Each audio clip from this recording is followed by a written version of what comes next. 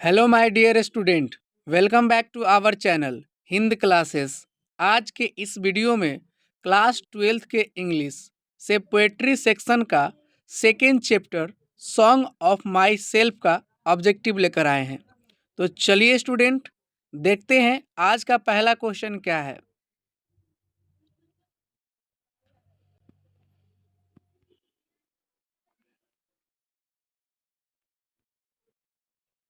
पहला क्वेश्चन कहता है who has compose the poem song of Myself, यानी जो सॉन्ग ऑफ माई सेल्फ है इसको किसने लिखा है। तो सॉन्ग ऑफ माई सेल्फ को जो है वाल्ट विटमैन ने लिखा है। तो इसका करेक्ट जो आपका आंसर होगा वो ऑप्शन ए सही होगा, वाल्ट विटमैन। चलिए अगले क्वेश्चन की तरफ चलते हैं।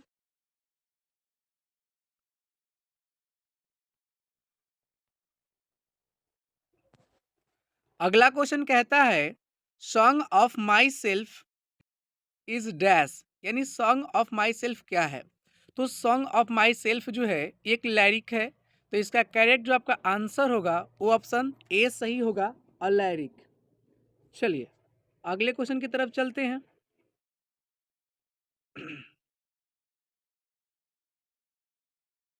अगला क्वेश्चन कहता है in the poem song of Myself the poet dash for himself, यानी सॉन्ग ऑफ माई सेल्फ में जो कवि हैं, जो पोएट हैं, वो क्या कर रहे थे। तो वो सिंग कर रहे थे, मतलब I celebrate myself and my sing my self.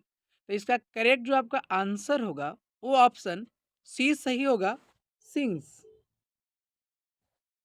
चलिए नेक्स्ट क्वेश्चन की तरफ चलते हैं।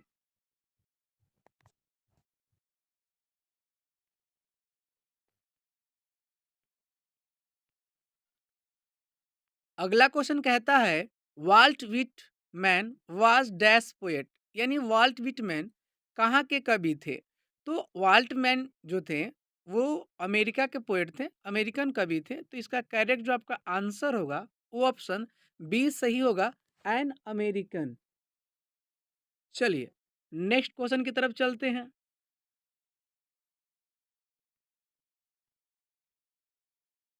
अगला क्वेश्चन कहता है आई हार्बर फॉर गुड और बैड इज रिटेन बाय, यानी कवि ने जो है कहा था कि आई हार्बर फॉर गुड और बैड, यानी हर परिस्थिति में वो अपने आप को जो है कायम रखते हैं, मतलब हर परिस्थिति में अपने आप को संयमता बरतते हैं। तो ये लाइन कहाँ से लिया गया है। तो ये लाइन जो है सॉन्ग ऑफ माई सेल्फ से लिया गया है, जिसका राइटर है वाल्ट विटमैन। तो इसका करेक्ट जो आपका आंसर होगा वो ऑप्शन सी सही होगा, वाल्ट विटमैन। चलिए नेक्स्ट क्वेश्चन की तरफ चलते हैं।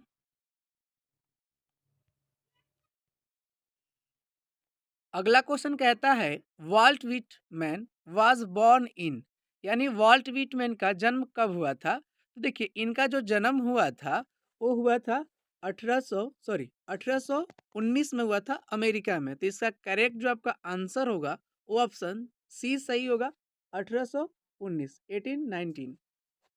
चलिए नेक्स्ट क्वेश्चन की तरफ चलते हैं।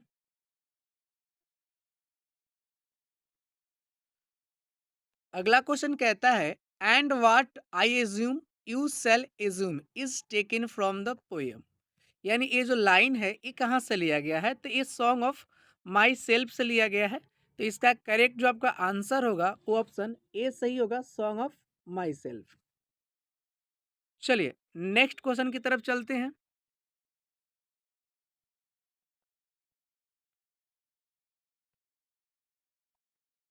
अगला क्वेश्चन कहता है the opening section of song of myself is entitled has, यानी जो पोयम है सॉन्ग ऑफ माई सेल्फ इसका स्टार्टिंग किस लाइन से होता है। तो सॉन्ग ऑफ माई सेल्फ जो पोयम है उसका स्टार्टिंग जो लाइन है I celebrate myself and sing myself. तो इसका करेक्ट जो आपका आंसर होगा वो ऑप्शन बी सही होगा, आई सेलिब्रेट माई सेल्फ। चलिए नेक्स्ट क्वेश्चन की तरफ चलते हैं।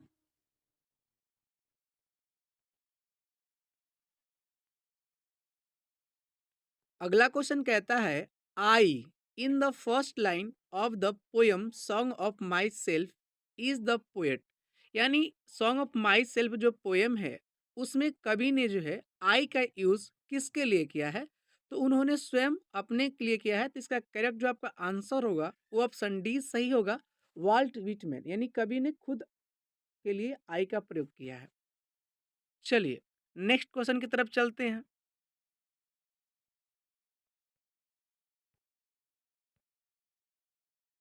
अगला क्वेश्चन कहता है Walt Whitman was died in, यानी इनका मृत्यु कब हुआ था? तो ये जो है 1892 में डेथ कर गए थे, यानी 1892 में। तो इसका करेक्ट जो आपका आंसर होगा वो ऑप्शन डी सही होगा, 1892। चलिए नेक्स्ट क्वेश्चन की तरफ चलते हैं।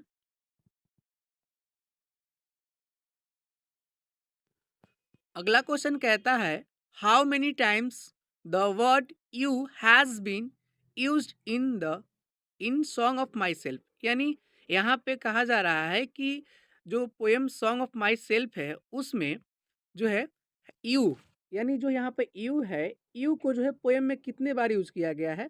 तो यू को जो है 2 बार यूज किया गया है, ट्विस यानी 2 बार। तो इसका करेक्ट जो आपका आंसर होगा वो ऑप्शन ए सही होगा, ट्विस यानी 2 बार यूज किया गया है। चलिए नेक्स्ट क्वेश्चन की तरफ चलते हैं।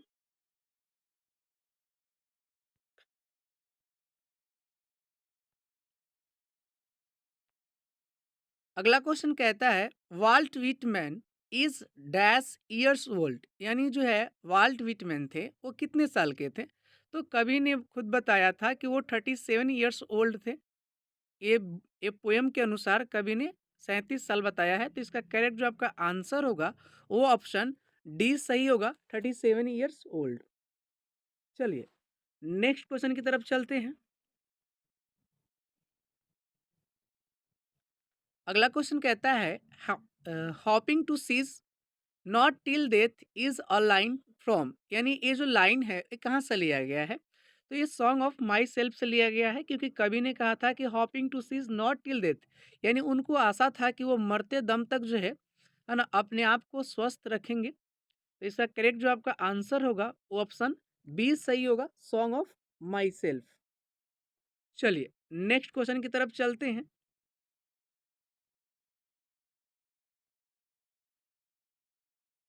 अगला क्वेश्चन कहता है the line I now 37 years old in perfect health begin has been taken from the poem, यानी ये लाइन कहाँ से लिया गया है? तो ये लाइन भी जो है सॉन्ग ऑफ माई सेल्फ से लिया गया है। तो इसका करेक्ट जो आपका आंसर होगा वो ऑप्शन सी सही होगा, सॉन्ग ऑफ माई सेल्फ।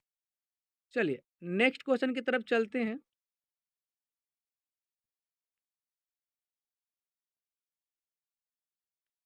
अगला क्वेश्चन कहता है drum taps is the collection of dash, यानी जो ड्रम टैप्स है ये किनका कलेक्शन है? तो ये वाल्ट विटमैन जी का है। तो इसका करेक्ट जो आपका आंसर होगा वो ऑप्शन सी सही होगा, वाल्ट विटमैन। चलिए नेक्स्ट क्वेश्चन की तरफ चलते हैं।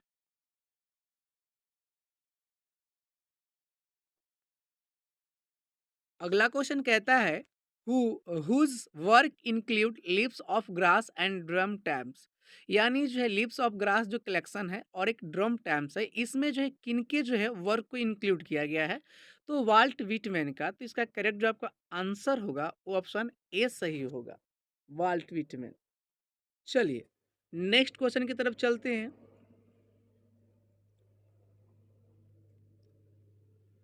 अगला क्वेश्चन कहता है the poet enjoy himself and sing for dash, यानी कवि जो है इंजॉय करते हैं, खुद को इंजॉय करते हैं और खुद के लिए गाते हैं। तो इसका करेक्ट जो आपका आंसर होगा वो ऑप्शन डी सही होगा, हिमसेल्फ।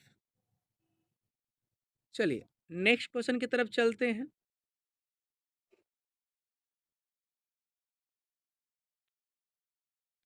अगला क्वेश्चन कहता है he also work as a dash, यानी कवि जो है वो कौन से काम करते थे? देखिए तो जब कवि 12 ईयर्स ओल्ड थे, मतलब जब 12 साल के थे, तो उन्होंने जो है कारपेंटर का काम शुरू किया। उसके साथ साथ उन्होंने प्रिंटर, टीचर और एडिटर का भी काम किया। तो यहाँ पर ऑप्शन में जो है प्रिंटर भी है, टीचर भी है, एडिटर भी है। तो इसका करेक्ट जो आपका आंसर होगा वो ऑप्शन डी सही होगा, क्योंकि ये तीनों ऑप्शन सही है। तो इसका ऑल ऑफ दीज होगा, आंसर इसका डी सही होगा। चलिए अगले क्वेश्चन की तरफ चलते हैं।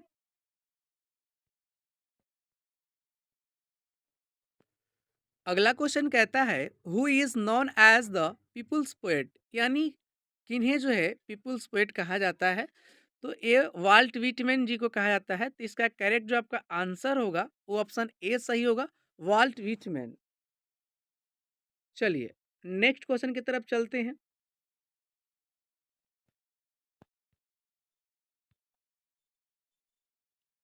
अगला क्वेश्चन कहता है what does the poet discard, यानी कवि ने जो है किस चीज का जो है व्याख्या किया है, किस चीज का डिस्कार्ड किया है। तो कवि ने जो है नेचर के बारे में बताया था ना। तो इसका करेक्ट जो आपका आंसर होगा वो ऑप्शन बी सही होगा, नेचर्स ब्यूटी, यानी प्राकृतिक सुंदरता की बात कर रहे थे। तो इसका करेक्ट आंसर आपका ऑप्शन जो होगा वो बी सही होगा। चलिए नेक्स्ट क्वेश्चन की तरफ चलते हैं।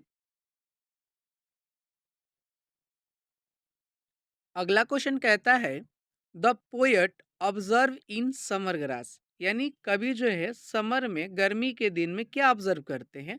तो कवि ने जो है स्पीक ऑफ ग्रास, यानी जो घास का ऊपर टॉप का जो हिस्सा होता है ना उसको ऑब्जर्व कर रहे होते हैं। तो इसका करेक्ट जो आपका आंसर होगा वो ऑप्शन सी सही होगा, स्पीक ऑफ ग्रास। चलिए नेक्स्ट क्वेश्चन की तरफ चलते हैं।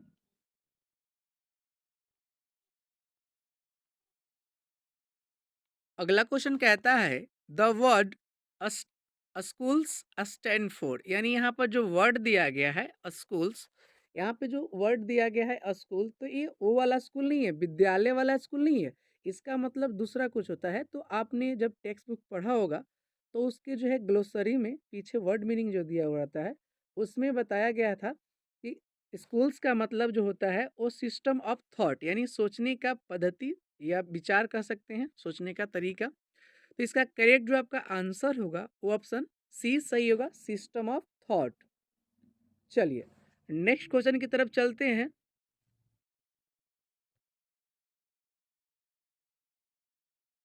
अगला क्वेश्चन कहता है according to Song of Myself the poet is a great lover of dash, यानी सॉन्ग ऑफ माई सेल्फ के अनुसार जो कवि हैं वो क्या है, नेचर का क्या थे। तो यहाँ पे देखिए वो नेचर का लवर थे, मतलब एक ग्रेट लवर ऑफ नेचर, वो प्रकृति के प्रेमी थे, अच्छे प्रेमी थे।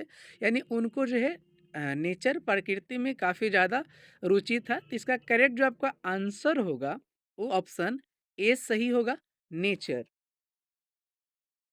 चलिए नेक्स्ट क्वेश्चन की तरफ चलते हैं।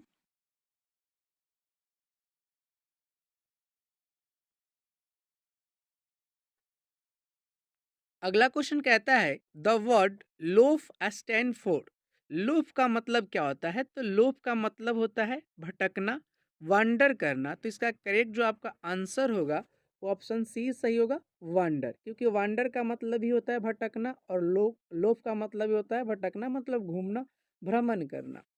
चलिए नेक्स्ट क्वेश्चन की तरफ चलते हैं।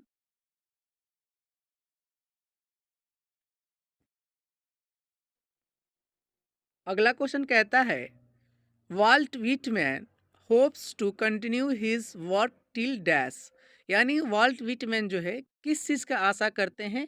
तो वो देखिए मतलब किस चीज़ का वर्क, अपने काम को कब तक जो है करने का आशा करते हैं। तो मरते दम तक, मतलब वो कहते थे कि hoping to cease not till death, यानी मरते दम तक जो है वो अपने काम को अच्छे तरीके से सुचारू ढंग से जो है काम को कंटिन्यू रखेंगे। तो इसका करेक्ट जो आपका आंसर होगा वो ऑप्शन ए सही होगा, डेथ। चलिए चलिए स्टूडेंट, तो आज का वीडियो यहीं समाप्त होता है। अगर हमारा वीडियो अच्छा लगा हो तो लाइक सब्सक्राइब और कमेंट जरूर करें और अपने मित्रों में भी शेयर करें। बोले जय हिंद।